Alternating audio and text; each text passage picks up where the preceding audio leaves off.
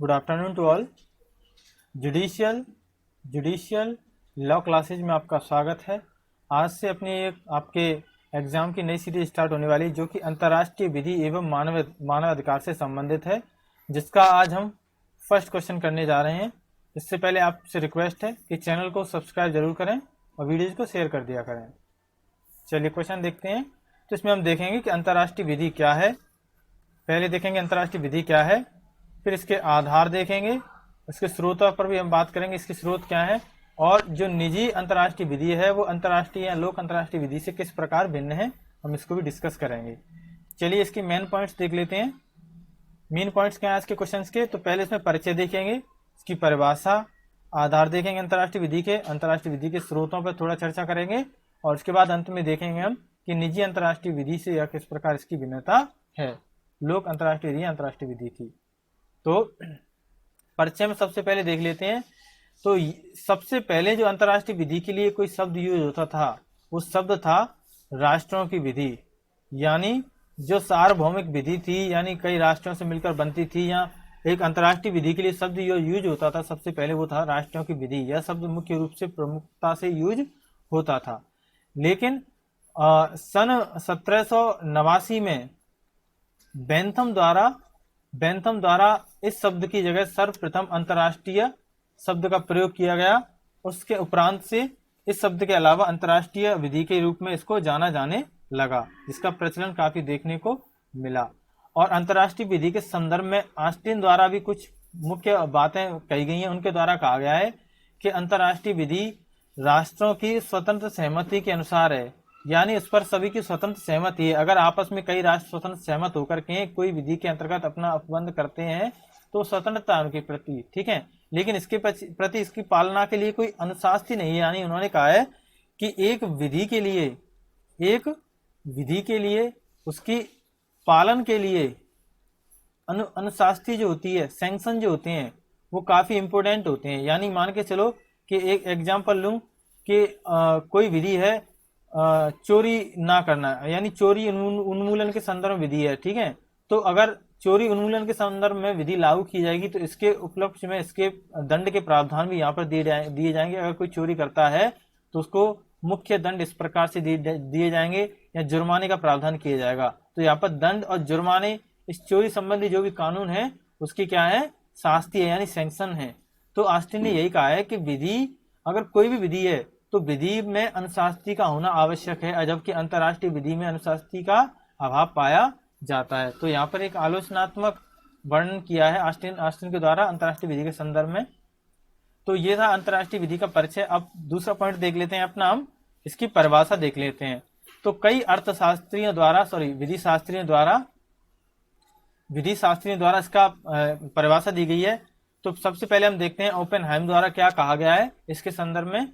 तो ओपेनहाइम ने बताया है कि अंतर्राष्ट्रीय विधि जो है, अंतर्राष्ट्रीय विधि उन रूढ़िजन्य एवं परंपरागत नियमों का समूह है जिन्हें सभ्य राज्यों द्वारा अपने पारस्परिक व्यवहारों में बाध्यकारी बना लिया है या मानते हैं।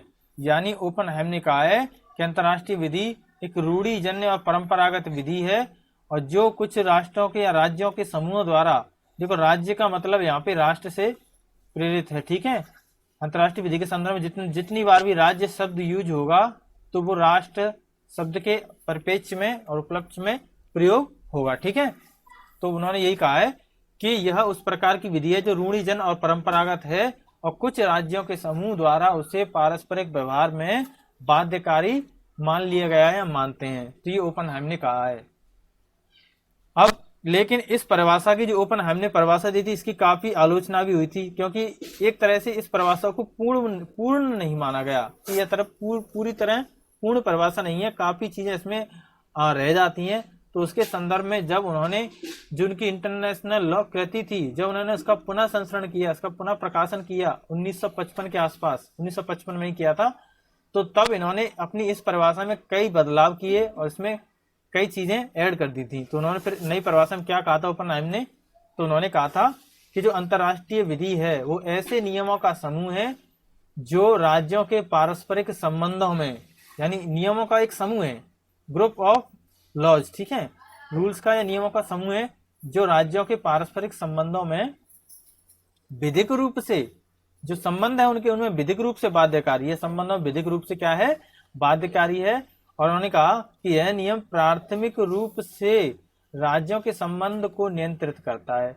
उन्होंने ये भी कहा था कि राज्यों को पहली बात तो जो नियम है वो पहली बात तो विधिक रूप से बाध्यकारी राज्यों में, ठीक है, नियम। और दूसरी तरफ उन्होंने कहा था कि प्राथमिक रूप से राज्यों के संबंधों को भी नियंत्रित करते हैं, क्योंकि बाध्यकारी रहेंगे तब उनके संबंधों को नियंत्रित करेंगे।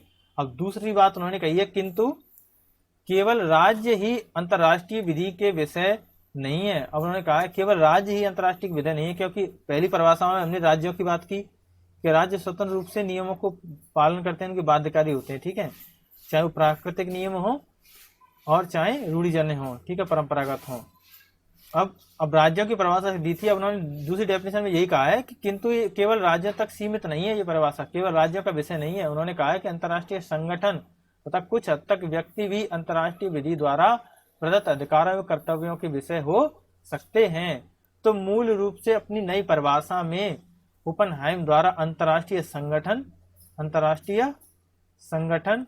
व व्यक्ति इन दो शब्दों के संदर्भ में अधिकार और कर्तव्यों को जोड़ दिया नई परिभाषा में। हाँ, अब देख लेते हैं दूसरा जो अपना अर्थशास्त्री था स्वार्जन बर्जन ने क्या परिभाषा दी है। उन्होंने कहा है कि अंतर्राष्ट्रीय विधि उन विधिक नियमों का समूह है, यानी जो ओपनहाइम ने कहा था कि अंतर्राष्ट्रीय विधि विधिक नियमों का समूह है, उसी तरह इन्होंने कहा है कि विधिक नियमों का समूह है जो प्रभुत्व संपन्न राज्य हैं, जिन पे अन्य किसी राज्य का कोई हस्तक्षेप नहीं है, अपने निर्णय अपने काम स्वतः प्रभुसत्ता के साथ में वो करते हैं। यानी प्रभुत्व संपन्न जो राज्य हैं, अंतर्राष्ट्रीय विधि उन नियमों का समूह है जो प्रभु संपन्न राज्यों तथा ऐसी अन्य इकाइयां या प्रभु संपन्न जैसी कोई अन्य इकाइयां हों उन पर लागू होते हैं, जिन्हें अंतर्राष्ट्रीय व्यक्तित्व प्राप्त होता है, और इन प्रभुसत्व राज्यों को अंतर्राष्ट्रीय व्यक्तित्व प्राप्त होता है। ये स्वार्जन बर्जन की डेफिनेशन है अंतर्राष्ट्रीय विधि के संदर्भ में। नंबर 3 केल्सन द्वारा दी गई परिभाषा को देख लेते हैं। तो केल्सन ने कहा है कि अंतर्राष्ट्रीय विधि ऐसे नियमों का समूह है जो राज्यों की पारस्परिक संबंधों में उनके आचरण को नियंत्रित करते हैं। इन्होंने भी नियमों को समूह कहा है, नियमों का समूह, लेकिन इन्होंने क्या कहा है कि राज्यों के पारस्परिक संबंध हैं, उन संबंधों के आचरण को नियंत्रित करते हैं। किसको? आचरण को नियंत्रित करते हैं। ये केल्सन की परिभाषा है। चौथे नंबर पे हम हल की परिभाषा देख लेते हैं। हल ने क्या कहा है? इन्होंने कहा है अंतर्राष्ट्रीय विधि आचरण के उन नियमों का समूह है।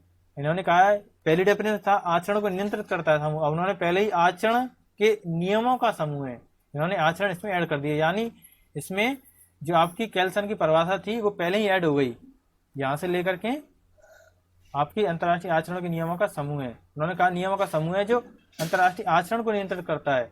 तो अंतर्राष्ट्रीय विधि आचरणों के नियमों का समूह है जिन्हें सभ्य राज्य द्वारा अपने पारस्परिक संबंधों पर उसी प्रकार आबद्धकारी मानते हैं जिस प्रकार एक प्रज्ञावान व्यक्ति अपने देश की विधि को मानता है। इन्होंने ये कहा था कि वो इसी तरह से आबद्धकारी मानते हैं अंतर्राष्ट्रीय विधि को, नियमों के उन समूह को जो राज्य होते हैं इस संदर्भ में, जिस तरह एक व्यक्ति अपने राष्ट्र की और जो संबंधित देश की विधि होती है उसको मानता है, उसी प्रकार से। अब ओवरऑल जो कहा जाए तो मुख्य रूप से अंतर्राष्ट्रीय विधि नियमों का समूह होता है, नियमों का समूह होता है, पहली बात। दूसरी बात, संबंधित राष्ट्रों द्वारा मान्य या बाध्यकारी, संबंधित राष्ट्रों द्वारा मान्य या बाध्यकारी, और आचरण को नियंत्रित करता है, आचरण को नियंत्रित करता है, और साथ में संबंध को बनाए रखता है, जिसे अंतर्राष्ट्रीय विधि का नाम दिया गया है। अब इसके आधार देख लेते हैं। अंतर्राष्ट्रीय विधि जो है उसके आधार क्या है? तो मुख्य रूप से यहाँ पर दो आधारों की हम चर्चा करेंगे, दो आधारों की चर्चा करेंगे। पहला आधार है प्रकृतिवादी मत और दूसरा आधार है अस्तित्ववादी मत। इसकी आलोचना को भी हम देखेंगे। तो प्रकृतिवादी मत वो है जिसमें मुख्य रूप से अंतर्राष्ट्रीय विधि को एक विधि का अंग माना, लेकिन उसको माना कि ये प्रकृति द्वारा प्रदत्त है, यानी प्राकृतिक रूप से सर्वोच्च है, अंतर्राष्ट्रीय विधि या परिपूर्ण है प्राकृतिक रूप से।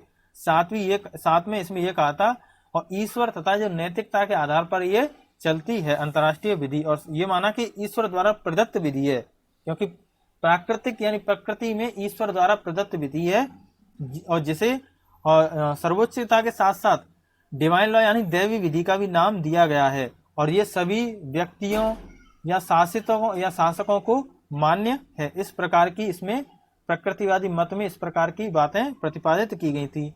अब मुख्य रूप से अगर इसके हम एक तरह से समर्थकों की बात करें तो इसमें समर्थकों में इसके ग्रेशियस नंबर 1, ग्रेशियस आपके वॉटेल, हाँ वॉटेल, और अगला है आगस्टाइन और सुआरेज जैसे विधि शास्त्री इसके समर्थक माने गए हैं प्रकृतिवादी मत के। ग्रेशियस, वाटेल, अगस्टाइन और सुआरेज जैसे विधि शास्त्री इसके प्रबल समर्थक माने गए हैं।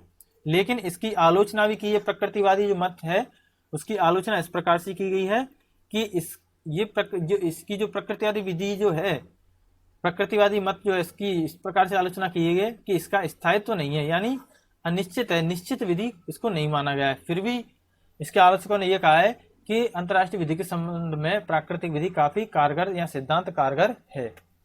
दूसरा जो आधार है वो है अस्तित्ववादी, यानी ये मूल रूप से उस प्रकार की विधि को मानते हैं या उस प्रकार की विधि पर आधारित विधि, अंतर्राष्ट्रीय विधि जिस आधारित है उन आधारों पर इस प्रकार से इनका मत है कि अस्तित्व में जो विधि है या अस्तित्व में जो राज्य हैं उनके द्वारा जो भी निर्णय लागू किए जाते हैं या वास्तविक राज्यों के जो व्यवहार द्वारा जो नियम बनाए जाते हैं और जो अंतर्राष्ट्रीय संदर्भ में लागू रहते हैं उनको यहाँ पर उन्होंने प्रमुखता से माना है, जिनमें एक तरह की आपकी राज्य द्वारा संधियों द्वारा प्रदत्त जो नियम होते हैं वो स्रोत बन जाते हैं, आधार बन जाते हैं अंतर्राष्ट्रीय विधि के, या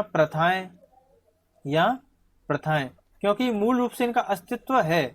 जबकि प्रकृतिवादी में ईश्वर स्वरूप जिस प्रकार से माना गया उसमें अस्तित्व का अभाव रहता है। तो अस्तित्ववादी में संधियां, प्रथाएं, अब इन संधियों प्रथाओं के द्वारा जो नियम प्रदत्त होते हैं या प्रतिपादित होते हैं उन नियमों को आधार मानते हुए अंतर्राष्ट्रीय विधि फली फूली है। ठीक है, तो ये आपके मूल रूप से दो आधार हैं। अब इसकी अगर आलोचना की बात करें अस्तित्ववादी, तो इसमें आलोचना मूल रूप से ये कहा गया है कि ये जो संधियों द्वारा या प्रथाओं द्वारा इस विधि के आधार माना अंतर्राष्ट्रीय विधि का, तो कभी कभी तो ये होता है कि मान के चलो 5 राज्यों पर कोई विधि लागू है। अब इन्होंने मान के चला कि 5 राज्यों ने मान लिया कि हम कोई भी कार्य कर रहे हैं तो इस प्रकार का कार्य कोई अन्य राज्य करेगा तो हमको प्रेरित करेंगे और ये कहेंगे इस कार्य के लिए आप इस प्रकार की मान्यता आपको इस प्रकार की मान्यताएं बाध्यकारी रहेंगी और ये बातें आपको माननी पड़ेंगी। अब इसमें जो अन्य राज्य है जिस पर ये 5 राज्य इस प्रकार की बातें मानने के लिए बोलेंगे, तो तब इन्होंने जो संधि की थी और जिस नियम का प्रतिपादन किया था तब उसके संज्ञान में ये बात नहीं थी। तो जरूरी नहीं है कि कोई राज्य संधियों का भाग हो तभी उस पर ये लागू हो, कोई संधियों का भाग नहीं है तब भी वो नियम उस पर लागू हो सकता है। तो इस प्रकार की भी आलोचना देखने को मिली। तो ये इसके आधार। अब इसके कुछ स्रोतों पर चर्चा कर लेते हैं, अंतर्राष्ट्रीय विधि के स्रोतों पर चर्चा कर लेते हैं। मुख्य रूप से 2 स्रोत हैं। मुख्य स्रोत, पहला स्रोत है मुख्य स्रोत गौण स्रोत, जिसको गौण स्रोत सहायक या द्वितीयक कहते हैं और मुख्य स्रोत को प्राथमिक स्रोत भी कहते हैं। अब यहाँ पर मुख्य स्रोतों की चर्चा कर लेते हैं हम।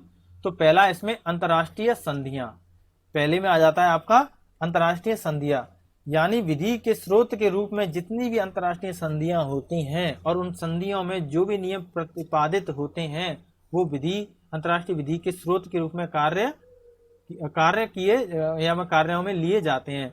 अब ये संधियां भी 2 प्रकार से मानी गई हैं। एक तो विधि निर्माण करने वाली संधियां, और एक मानिए आपकी संविदा संबंधी संधियां, संविदा संबंधी या कोई कार्यों से संबंधी, व्यापार से संबंधी। अब विधि निर्माण करने वाली संधियों में जो विधि के नियम प्रतिपादित होंगे वो सभी को मान्य होंगे, वो स्रोत होते हैं, और संविदा में जिस प्रकार के नियम संव्यवहार निकलते हैं वो भी सभी को मान्य होते हैं। तो ये अंतर्राष्ट्रीय विधि इस तरह से, अंतर्राष्ट्रीय संविधाएं इस तरह से इसके मुख्य स्रोतों में पहला स्थान रखते हैं। दूसरा है अंतर्राष्ट्रीय प्रथाएं। अब जितनी भी अंतर्राष्ट्रीय प्रथाएं हैं वो विधि का स्रोत रूप धारण कर लेती हैं, जो समान भौगोलिक क्षेत्र या समान व्यवहार रखने वाले राज्यों पर बाध्यकारियां लागू रहती हैं, और यहाँ जो राज्य उनकी संधियों में आ जाता है उन नियमों को, उन प्रथाओं को मान लेता है। लेकिन प्रथाओं के लिए भी कुछ बातें जरूरी हैं जो हमने अपने प्रीवियस एग्जाम में भी देखी है कि ये लगातार काफ़ी लंबे समय से प्रचलन में होनी चाहिए, विधि पूर्ण होनी चाहिए, अमान्य नहीं होनी चाहिए या आबद्ध नहीं होनी चाहिए, और जनता द्वारा मान्य होनी चाहिए, एक रूपता इनमें होनी चाहिए, या फिर लोक नीति के विरुद्ध नहीं होनी चाहिए। ठीक है, तो इस प्रकार की इसमें इसकी विशेषता होनी चाहिए प्रथाओं की। अगला हम स्रोत देख लेते हैं, स्वीकृति विधि के सामान्य नियम।